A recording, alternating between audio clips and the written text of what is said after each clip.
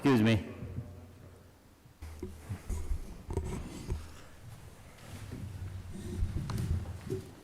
I'd like to call this public hearing to order. Roll call, please. Mr. Schuster? Present. Mr. McAndrew? Present. Dr. Rothschild? Here. Mr. Donahue? Here. Mr. Gahn? Here. The purpose of said public hearing is to hear testimony and discuss the following. File the Council Number 93, 2021, appropriating funds for the expenses of the city government for the period commencing on the first day of January 2022 to and including December 31st, 2022, by the adoption of the general city operating budget for the year 2022.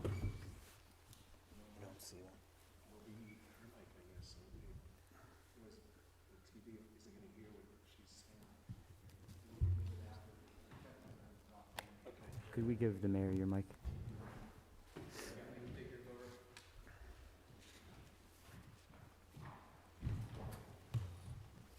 Okay. Good evening, everyone. We're here tonight to discuss the 2022 budget. We do have a sign-in sheet for the public to speak on the budget, which we will get to.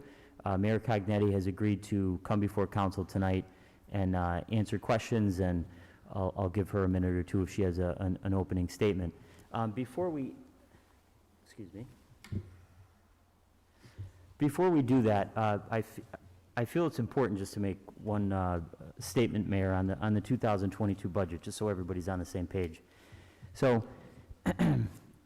I'd like to start off by saying a few things just to set the record straight, based on comments that you've made to the newspaper and the memo that you provided to council late yesterday, along with what to me looks like a completely different budget document than we were originally provided November 15th.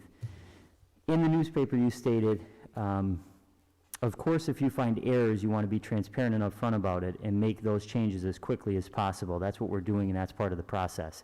I want to be very clear. This is not part of the process.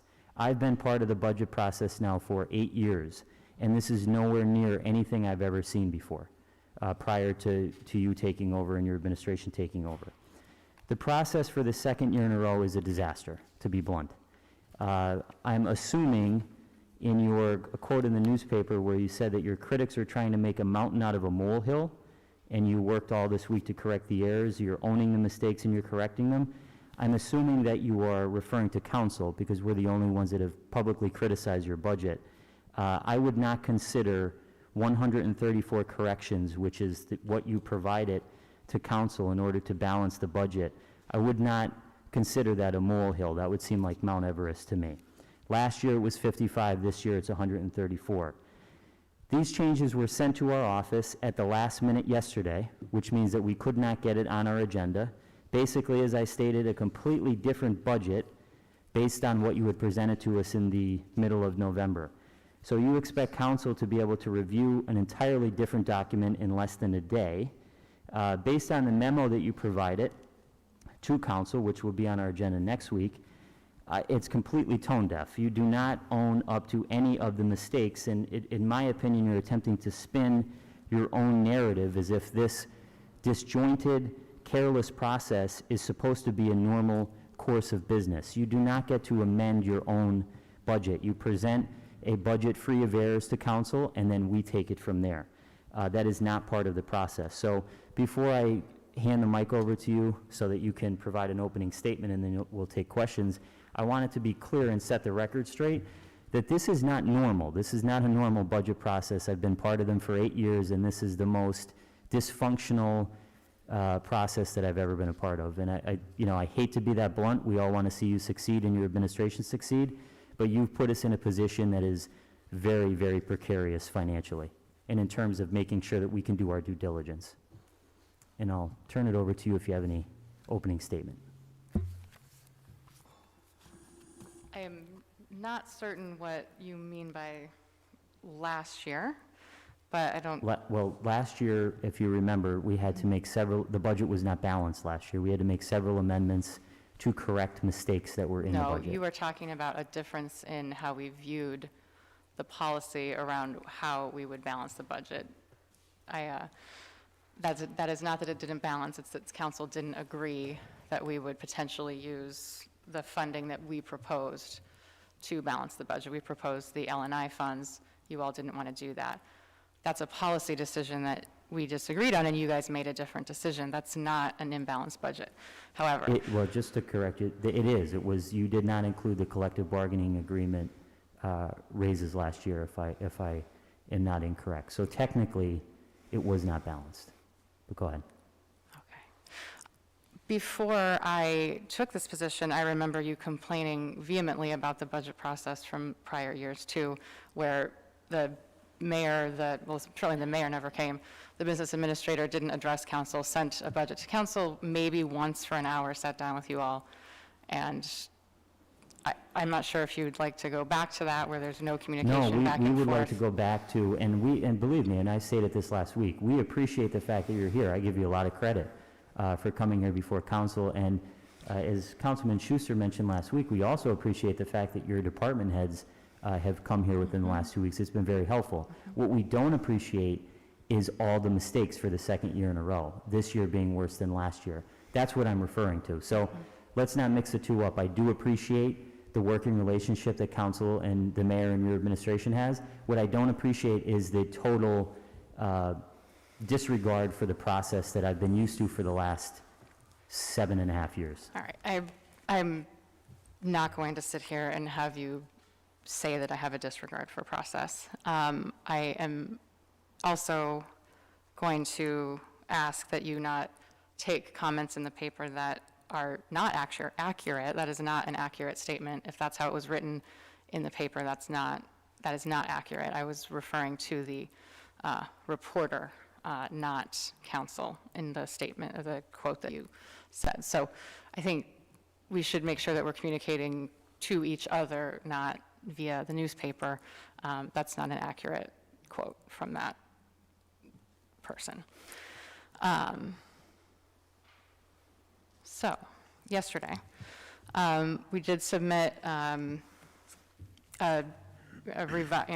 basically a revised budget, and I'm not sure how much more ownership I could possibly take. I'm sitting here before you. I will answer any questions tonight. I will come on Thursday. I can come next week. I can come on the 14th. I'm available, as I said in the note, available anytime to talk with you guys through these things. I personally made the amendment sheets, so if there are any mistakes in the amendment sheets, those are literally mine. I put in all of those numbers and will continue to be helpful in any way that I can. I expressed as much to the clerk's team yesterday that if there's any extra work involved, I'm happy to take that on myself. I would also note that the idea that having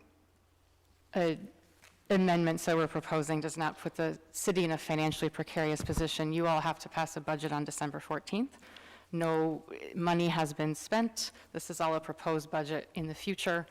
This hasn't changed any line item. This hasn't changed any expenditure in real dollars.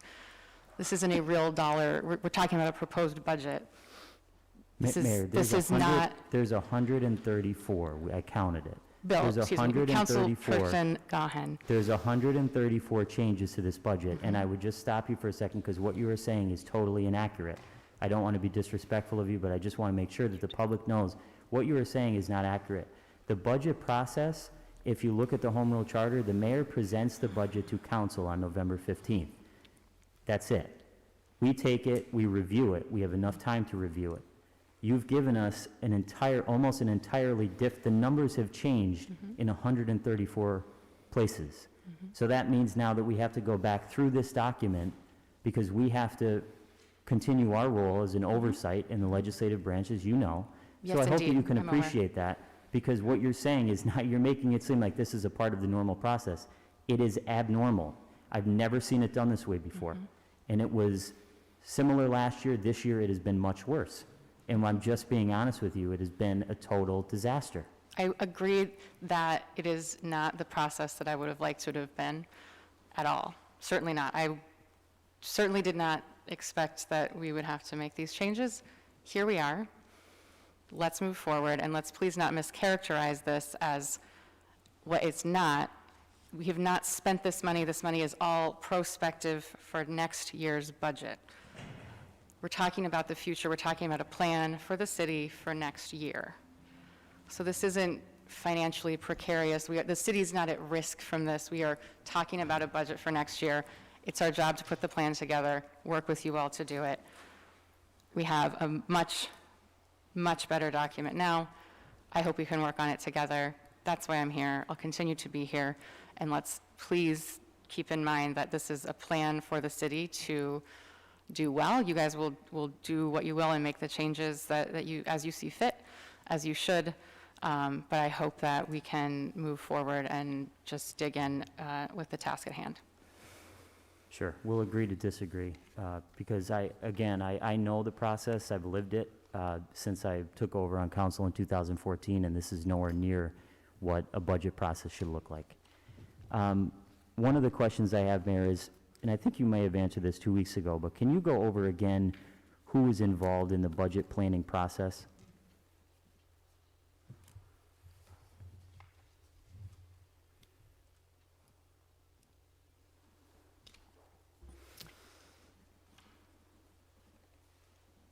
Would you like to ask the actual question you're asking?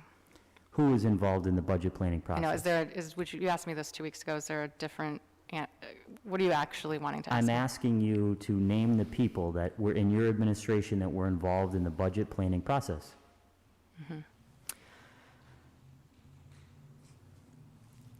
Larry West, the business administrator, Carl Deely, the former business administrator, Becky McMullen, the finance manager, myself, and the rest of the department heads giving us information about what they need for next year. It's hard for me to believe that you met with all the department heads, because some of the numbers have changed drastically in each department. For example, the business administrator last week gave us updated numbers for the police and fire department, which was just a totally different budget for both departments than we had originally received on November 15th. For example, originally it was $27,078,330.70. The new numbers he gave us last week were $27,403,394.45. Yesterday, we were handed a budget that is now $27,077,491.73. Are you looking at the fire budget? This is the police department. So the point I'm trying to make is, it's just hard for me to believe and try to wrap my head around the fact that this budget process started, as I think you said 2 weeks ago, in August, and the numbers changed and changed, and they changed last week, they changed from the 15th, and then here we are today, and it's changed by, again, almost $400 and some thousand. Now, I haven't had a chance to go through the entire document, because as I said, we just got it yesterday. But can you just explain how the numbers could change that wildly in some of these departments? So the team did meet with department heads, and there were some draft budget sheets that had those changes in them, and unfortunately, those changes were not reflected in the draft that went up on November 15th. So those are part of the changes. This past week, we went back into all of the salary calculations and made changes where we needed to make changes, made corrections.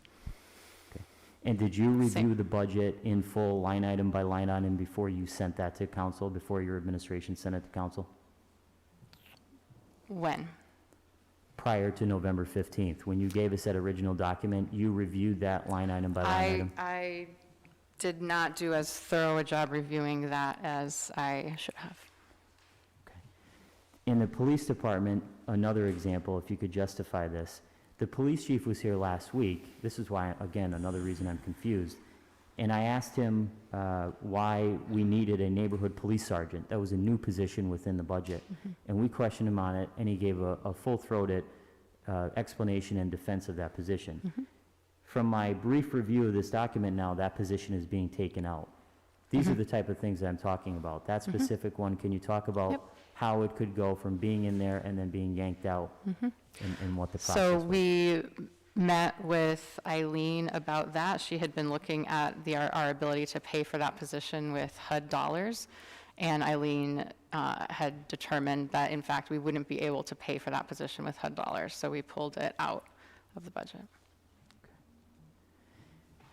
Carl Deely was involved in the budget preparation, as you mentioned, this year. Could you explain why, since he's no longer the business administrator? If you look back at the memo from probably June, where I wrote to you about bringing on Larry West, I noted in there that Carl would continue to help with the budget process, continue to work with the department heads, and add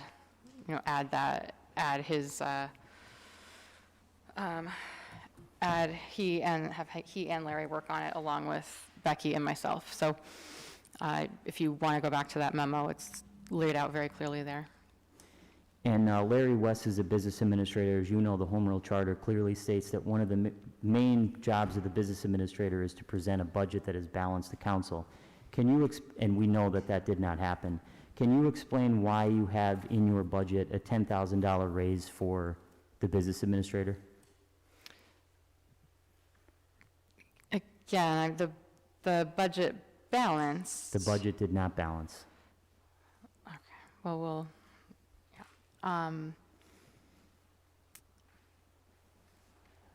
I think it's important that we have positions that pay commensurate with the skills necessary to fill those positions, with the experience in those positions. Last year, or coming in 2020, the salary was $95,000. We brought that down to $80,000 in an attempt to have more parity between some of the more senior staff. That has yet to come to fruition. We'd like to get that position back up closer to what it had been. Okay. Councilman McAndrew made a point, I think, last week about rewarding performance. So that's the point I was trying to get at. Was I understand your point. Okay. You're giving a $10,000 raise to someone who did not present a budget for the second year in a row that was I think it's balanced. important to remember that these positions should be funded by what talent we are trying to attract. We have to have positions that can attract talent. We have to have salaries that are competitive. I mean, no one working in public government at the local level especially is going to think that they're going to be not making a sacrifice versus what they could make in the private sector, but the salaries, the base salaries, need to be commensurate with what they are in other places. I know you have an updated table in the narrative with how we compare to other places. Business administrators locally and also in other cities are well over $80,000-$90,000. In your memo that you presented to council yesterday, you said you've updated numbers for a range of reasons, including you now have more current year-to-date figures, more accurate information for projections for next year in light of the ongoing effects of the COVID-19 pandemic and its subsequent economic impacts on revenues and expenditures. Can you explain those two statements? Because it would seem to me that in the past budgets that I've dealt with, the business administrator and the mayor have always looked at what they've collected up until September 30th, and then they've projected out and given us a final budget. And obviously we know that the numbers have changed drastically. Can you explain this and how the pandemic has played into it? And in here you also mentioned utility costs, rapidly shifting utility costs. Yep. So last week, you might have gotten some alerts on your phone, news updates that utility costs are going up. We upped the utility costs projection in the budget. The real estate market is been very great, really a great real estate market because of the pandemic, really, and shifting tastes, more people wanting to live in a city like ours as opposed to maybe a more densely populated or more expensive city. People can work from home now, so they'd like to spread out and to live in a house more like they could find in Scranton than, a suburb of New York or Connecticut. So looking at the year-to-date figures for real estate transfer tax, for example, we had basically another months of data to give us confidence that the real estate market should continue to be hot going into next year. So in your real estate taxes, you originally submitted a figure of $2.3 million. You've amended that to $4.5 million. That is a very, very large increase. So in other words, if this process had gone the way it was supposed to go, as it has every year since I've been here, this number would have been $2.3 million, and it would have stayed that way. You all of a sudden now have it at $4.5 million. The interfund transfers, you had 7, for the transfers in from other funds. Refinancing occurred 2021. You have $7 million was submitted on November 15th. You've subtracted $6 million from that. Now we have, you're budgeting $1 million. Can you just take us through each one of these changes? Because some of them are so off the mark, it's hard for me to understand. Sorry, so we're looking at the, We're looking at the revenue amendments versus the original budget. And again, I ask because I've never seen it done this way before. Mr. Gahan, I understand. Okay. Right, so the real estate transfer tax, right, so year-to-date, we've collected $4.5 million. We feel confident that we can collect as much or more again next year. So we were being quite conservative, as we told you all when we came here a couple weeks ago. We were fairly conservative in those projections originally. Now with the money coming in as it is, we feel confident there. On the disposal fees, those are tracking as well, where we feel confident we can increase those. The delinquent refuse fees, as you know, will be now collected by Portnoy. They really just began. The number that you see there is increased because we now do have a month of data from the Portnoy collections, and we feel more confident in that line item. And then the real estate transfer tax, same as the delinquent real estate tax. People are paying delinquencies as they have to sell, and then as they sell, obviously they have to pay transfer taxes. That's tracking at almost $4.5 million, so we feel comfortable increasing that line item. What about the interfund transfers? As I mentioned, transfers in from other funds, transfers in from liquid fuels, and then transfers in from ARP lost revenue. You have a column here, pay police/fire salaries, add US TREAS category. What does that mean? So and you'll hear from Answer, I think at 6:45, they'll be in here, and we're hoping to work with them. They're not under contract as of yet, but they were able to speak with us a bit about generally can we put lost revenue funds into the budget. They said yes, and that those funds could come in directly from an ARP line item. In your agenda tonight, you have the creation of a special cities account for the ARP funds, so those funds would pull in from that would be pulling from its own fund. And other cities are using lost revenue to do things like pay police and fire salaries. So that add U.S. Treasury category is from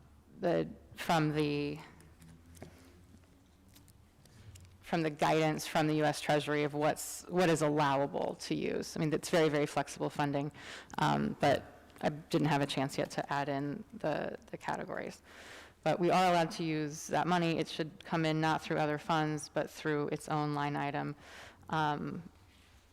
There were, in the other funds, there was some refinancing that had occurred this year that would not be recurring next year. So we adjusted those numbers accordingly. So what did the $7 million mark that you have here under transfers in from other funds, that was all from refinancing from 2021? That was refinancing and thinking that we could be using lost revenue, which we can, but we now will put it in its own line item. Okay. And the $1 million that you have amended, that accounts for? The 1 million is, that one I'll have to ask Ms. McMullen for that specific one. I'm not off the top of my head remembering exactly what that 1 million is. Okay. Anyone else have any questions on, and again, I hate to put everybody on council on the spot. We just received this yesterday. I'm not going to have that many questions right now because I've just have not been able to look through all the changes. Does anyone else have any questions? One of the things, Mayor, and we asked Carl Deely this 2 weeks ago, was on healthcare. We were all kind of curious as to why the healthcare costs for every union was staying the same as last year. And he said that's because of savings, and he would provide an analysis for us. We haven't received the analysis yet, of course. But now the healthcare numbers have changed a little bit. Yep. You know, how could it go from the healthcare staying constant and him saying that the analysis showed that we would save money to now all of a sudden the numbers changing Yep. a week later? Yeah, let me just get to my notes. So Carl is correct in that in his conversations with Willis Towers Watson, our healthcare administrator, they feel confident that we can realize a savings in healthcare that means we don't have to go beyond the current levels. The changes there are adjustments that we went back into the system and made some smaller adjustments to what those healthcare costs might be. But the general projection remains the same, that we are looking to achieve savings to stave off a much, much larger increase in healthcare savings. We're being very aggressive about trying to curtail those costs in healthcare. One of the issues last year, and it transferred over to this year, was the collective bargaining agreement raises were not included for dozens and dozens of employees. Yep. Can you explain where the breakdown was there? Because this was an issue that had come up last year. Council identified it. I know that you were aware of it, and yet, again, it happened this year, and it was worse than last year. We missed many more collective bargaining agreement increases. And when I said earlier that the budget wasn't balanced, it wasn't balanced because we had more expenditures, in fact, than revenues in the original document that we were given. So can you explain where the breakdown was? That's one of the main things that I'm concerned about.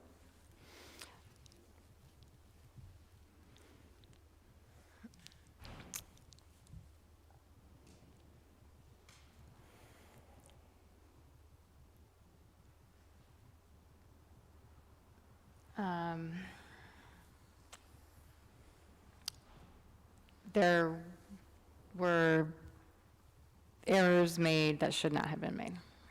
By whom? I am not going to throw my team under the bus. I know, but council should know who is making these mistakes. I am not going to throw my team under the bus. I'm not going to do that. Throw your team, you're not going to throw your team under the bus? Nope. Okay.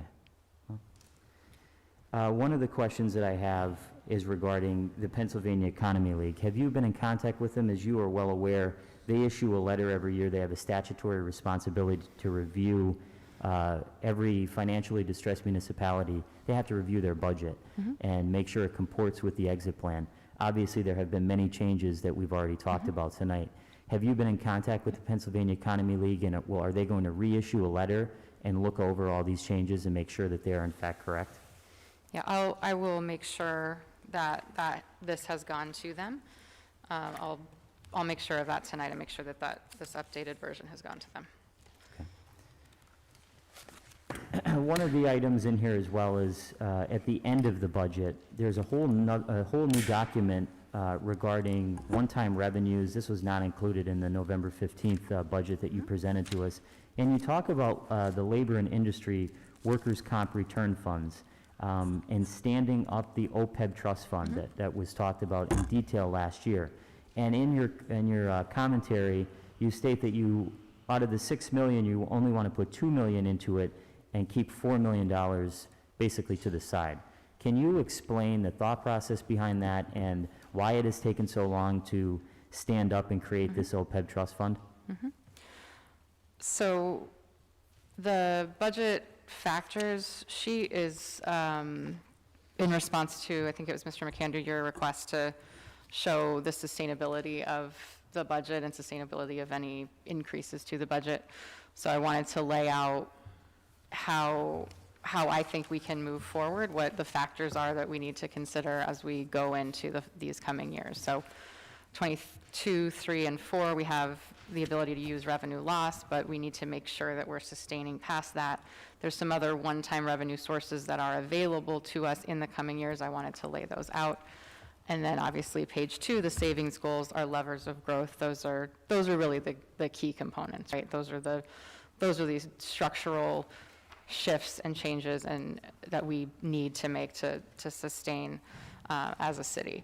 For labor and industry, so we actually were all systems go, looking to get an RFP out on the street for the OPEB fund, and we were modeling it after the ARP fund RFP, ran it by PFM. They told us that they wanted to work on it with us a little more. So PFM's helping us because the account, there's ways that we need to set up the account that are much more strict because it's a benefits account. So we're working on that. I mean, this is, the putting $2 million in there is good. It is fully flexible funding. I think given where we're at, we would be wise to keep some of that flexibility for 2/3 of that money. But that's, those are decisions that we can make as we open that account, or decisions that we can make. We could put $1 million in each year, but I just want to make sure that we're continuing to have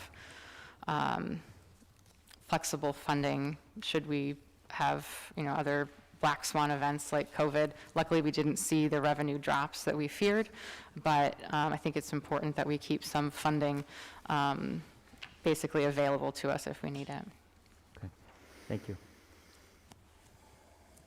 Does anyone else have any questions for the mayor? I do have one question, and more of a suggestion, so something that I would appreciate for next year. I understand right now we have a lot to focus on with getting this budget passed and taking a look through the amendments, but because of the way that the process has gone, I would appreciate it if we would be able to meet again in January, or have you in for a caucus, so that we can discuss our plan for next year and for that budget process, to make sure we don't have the same issues that we've had this year, because it has been very difficult in trying for council to navigate these changes, and I'd rather start talking about it and have almost an exit interview for the process in January, as opposed to waiting again until the fall of next year. Sure, absolutely. Okay. Thank you. Anyone else? Go ahead, Tom. I just want to go back to the benefit piece that we were just talking about. Where the numbers were the same, and then you said that Willis Watson Towers Watson are going to find some realized savings. Is that based on the proposals that were recently submitted to the public safety unions as part of negotiations? Some, yes. Or, I'm sorry. Some, yes.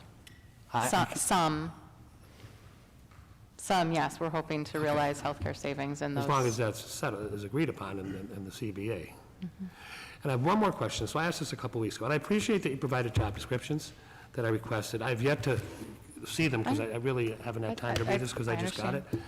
But I asked another question. I know you brought up parity and performance, but I asked the question, probably this will be the third time I ask it. So was there any formal evaluations done on any employee in any department within the city last year or the year before to justify, or assessing the performance that warrants any type of increase?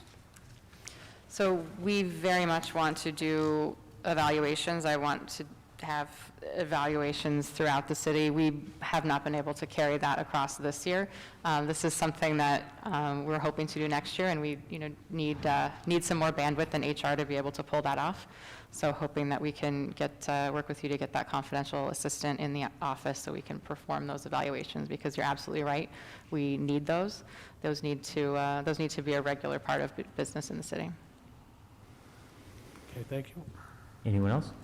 On that note, so, the increases, in my understanding, just to confirm, is that these are more market-based salary increases as opposed to merit-based. It doesn't mean that the people who are receiving them are not necessarily doing a good job, but we don't really have a quantifiable way of determining that at this time without the appropriate, sorry, lose my train of thought, but without us asking the departments to interview them. So you mean, could you rephrase that? Maybe I'm misunderstanding. Yeah, I'm sorry, I just like I said, so my understanding is that they're merit-based, or not merit-based, I'm sorry. Market-based. Yep. Yeah, market-based as opposed to merit-based. That's Right, yeah. that's, exactly. We are trying to get the salaries up to where it's close to a market rate, you know, in a public sector market rate, but market rate as possible. These are not, and this is why you see the salary levels are tiered, you know, it's kind of senior level with, you know, the idea being that the BA is closer up with the fire chief, the police chief. These, you know, vary, and I would argue that community development and solicitor, same thing, that those, I think we maybe have it in there, those bands of, you know, 80 plus should kind of be that range of positions. That's an enormous amount of responsibility on the part of those officials. So this isn't, we didn't propose this based on, these changes aren't based on performance, these are based on what the structure should look like, right? So you've got that top band, you have a kind of another tier of around, I think, kind of 65, 70,000, that where you say HR, IT, treasurer, kind of DPW wanting those to be a band, and then the managers underneath those around, you know, 50, 55. We're trying to make the kind of the pyramid make sense. These jobs are so difficult. Also, the, you know, administration's changed. These are not, in terms of the management jobs, these are not jobs that people have for, you know, more than 4 to 8 years. And so my belief is that council and the administration should set these in a format that makes sense regardless of who is in those positions. I just Right. think that's Yeah, my I philosophy on understand that, and I hope that we do get performance evaluations this year, but I'd also like to see a plan laid out for what we expect the next 2 years to be in terms of increases. So, you know, do we want to give 2% every year, or like I know in my job it's very fixed, and I understand it's a little bit different with the city and our budget. But I think that it would be helpful for us to see a plan rather than, well, this year we think that we're going to give this amount and next year a different amount. No, I mean, you guys have seen us propose, I think, you know, pretty similar salary levels last year and this year. Again, like trying to be consistent within those bands, knowing, as you see, you know, I'm not asking for the human resources director to make $111,000 or $94,000. Well, $94,000 is the average of these 4 cities, right? I'm not asking for that. I'm asking for 70. You know, the community development folks on average in the other cities, $101,000. I'd like us to continue to try to get to those places. I'm not sure, you know, when we can get there, but, you know, we're trying to make progress there, trying to have the bands make sense. It's very difficult to hire into positions where somebody's making far less but has just as much responsibility. That is difficult, and we're trying to get those different levels of management to match each other. I think that's important. Yeah, Yeah. and just to clarify, I wasn't implying that these are outrageous increases. I just want to see, well, where do we want to get to, and how do we get there? Yep. Anyone else? Yes, so I don't have too many questions tonight. I did have questions prepared for each department head according to the budget. I mean, up until that last meeting, we had numbers changed in front of us, so you can imagine how frustrating that is. Oh. These amendments here, and the way that it's presented, the amendments are in front and the budget is behind it. Are all the amendments included in the budget? Is this the Yes. So full, final, last official budget right. document? So yeah. So the budget sheet that you see, the amendments sheets match the new the updated budget submission. So all of those are incorporated in there. So the changes are already included in that, okay.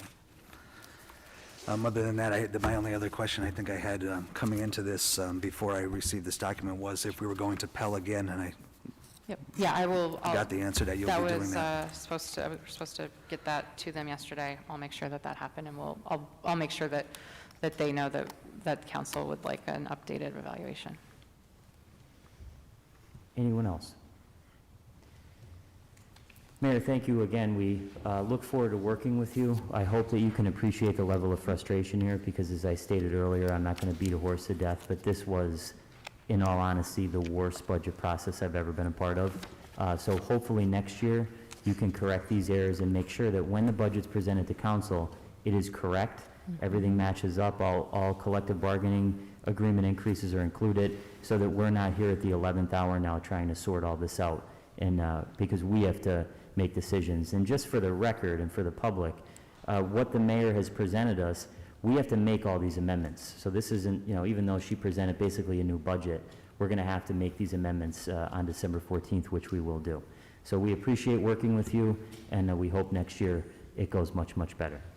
Thank you. The first speaker we'll go to the public portion of the meeting tonight. The first speaker is Joan Hodowanitz. And you'll have 5 minutes to speak, and it has to be only on the 2022 budget. Thank you. Joan Hodowanitz, Scranton. I thank Mayor Cognetti. She called me this morning to offer me a copy of the revisions. Otherwise, I wouldn't have had access to it. Suggestion, I think you should post this document tomorrow on the city's website with the other operating budgets under the title Revised Proposed Operating Budget, to give the public a chance to access it. Don't wait until next week. Well, that will be up to the mayor to do that. Mayor Cognetti, if you could have that done. On your website where you have all the other operating budgets, put it there as proposed, revised 2022 budget. That way the people have a chance to look at it. Number two, I can't believe Jerry Cross read this. There's no way. He did not pay attention when this came across his desk. Original budget. I refer you to the salary details for the police department. 89 regular patrolmen, okay? The numbers are wildly off. I can't give you a page number because it's not paginated. It's the second one. For both 2021 and 2022, for 89 people, the total is $914,982.12. For 2021, it should have been $6,230,843.91. For 2022, $6,371,385.40. When you're off more than $5 million using an Excel spreadsheet, something is seriously wrong. Excel does not make those kinds of mistakes, and nobody caught this? Jerry Cross didn't catch this? He did not read this document carefully. You do need to talk to him. Next, I asked Mr. West to answer one specific question, and I told him, put it in your narrative. I'll be looking for it next week. And here was the question. I noticed that the fire department had salary raises, but police department, DPW, and the single tax office did not. And I know all those unions have their contracts currently in negotiations. And he gave me some, cock and bull story about, well, the police get a pay raise on January 1st and then on July 1st.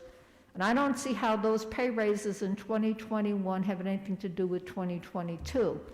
I don't recall anyone announcing that the fire department did not get paid this year, those raises. And I have the contracts right there in my briefcase. This revised budget, all of a sudden, guess who also has pay raises? The police department, another 2.26%.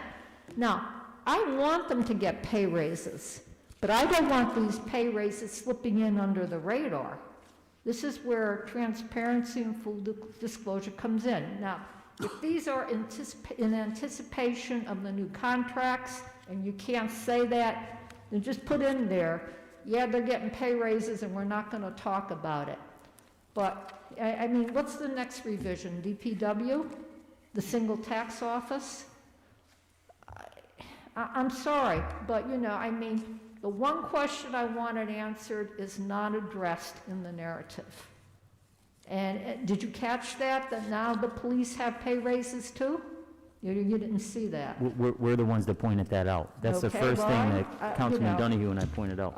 Now, I haven't had much time since a little after 1 to go through this line by line.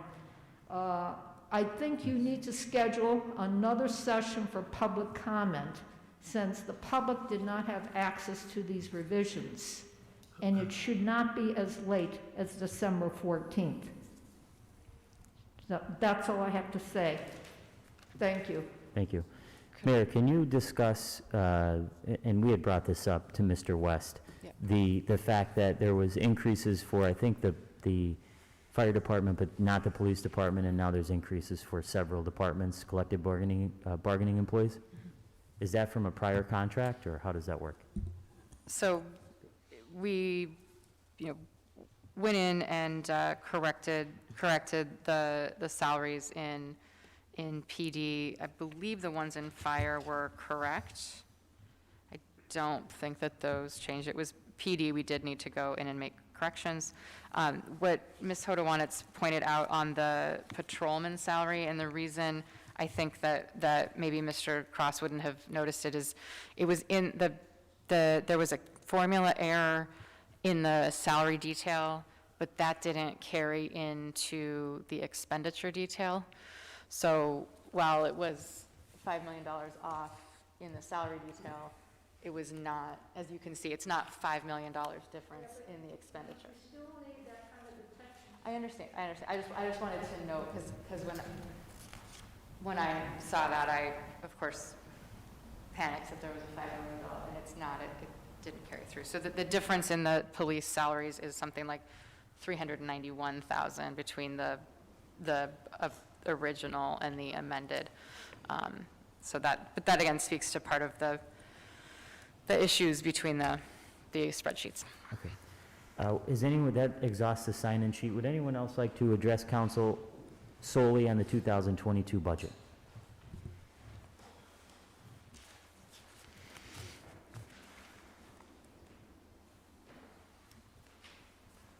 Tom Coyne Manuka.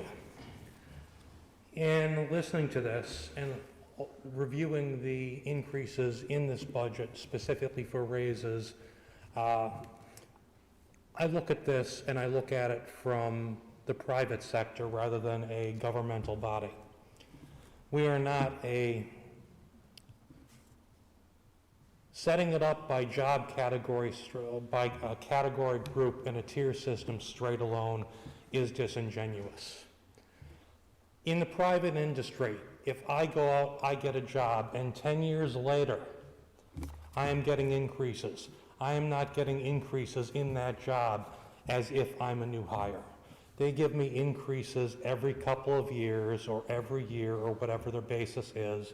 And if I started off at $40,000 and it's now $70,000, if I choose to stay in that job, I get my set percentage every time a review period comes up. That review is based on reviews, job descriptions for every position, a review that's done by management and the level above management for everyone underneath it. If I don't qualify for those raises, I don't get them. It doesn't matter what it costs to hire a new person. Doesn't care what it costs to fill that position. If I am in that seat and I fail to perform, or the documents are there that say that I have performed as expected, or even better, I get a percentage raise, but my percentage raise is not based upon the current market value for this job or this house has jumped up 20%, 17.5% on average, therefore I should get a 17.5% increase. That's now not how it works in the private sector. If they want new hires to have that pay raise, I have no problem with that if that's what they need to hire new people.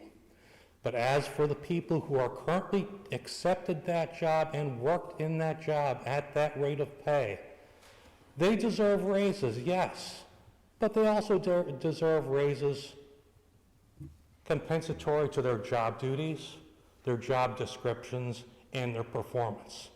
They should not get a bucket raise just because. That's always the difficulty when you work in a job, especially in the private sector, and have done it for a number of years. Your salary, even though it goes up, oftentimes falls behind what a new market hire is. I think just blanketly giving it without the support, without the review, is just financial irresponsibility. Thank you. Thank you. Would anyone else like to address the 2022 budget?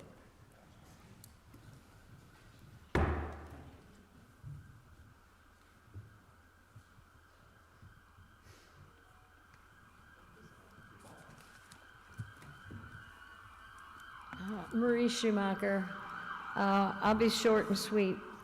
Number one, I agree. I just wonder why we're here, other than the fact that it was scheduled, because we have a whole new document. And I think we need... By the Home Rule Charter, we have to do this before December 1st.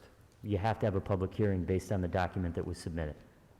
Okay, so that's at the last minute. Yes. But, yes, okay. But I do suggest you have another. There's no reason you can't have more than one. Oh, we will. And I would like to see some metrics tied with raises.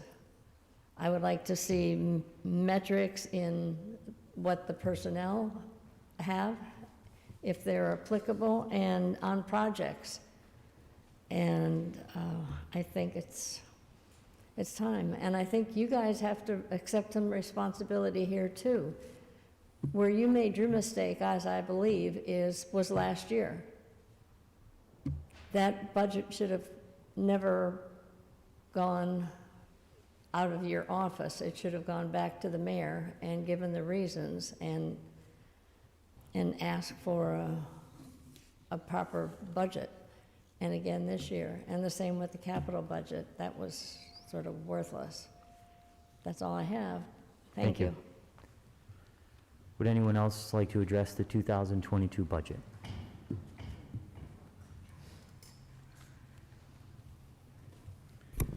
Evening, Bob Ball of Scranton. My comments are going to be toward this budget. Mayor, thank you for being here, because in the past, very few mayors ever showed up to come to a public meeting. But what I've witnessed here is a total discord. Mr. Gahan, in the papers, you went against the mayor publicly doing this. This isn't the way we do business. I've done business and been in meetings all over the world. Never seen anything like this.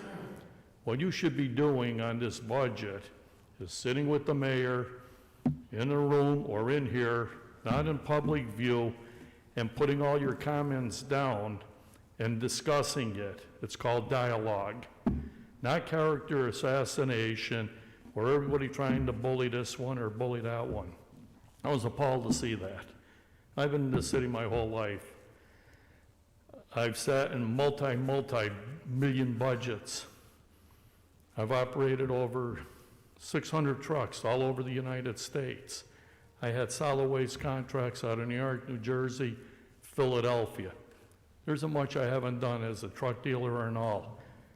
And what I see going on here is totally wrong. This should be a closed-door meeting. Take all your thoughts, everything you have.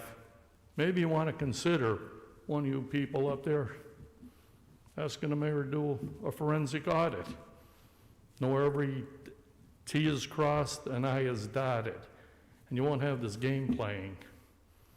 It should be this, or it should have been that, or we would know where the skeletons are you would know where you need to start with a fresh start in a city that's been so screwed up for so many years. But I don't think it's right that the mayor had to take the insults that I read in the paper from you, and I think you're more of a gentleman, a more matured person, if you people sat with the mayor in this room and you threw everything out on the table to come up with a finalization, then hold a public meeting where we get to say what we think of what you're trying to do with our city.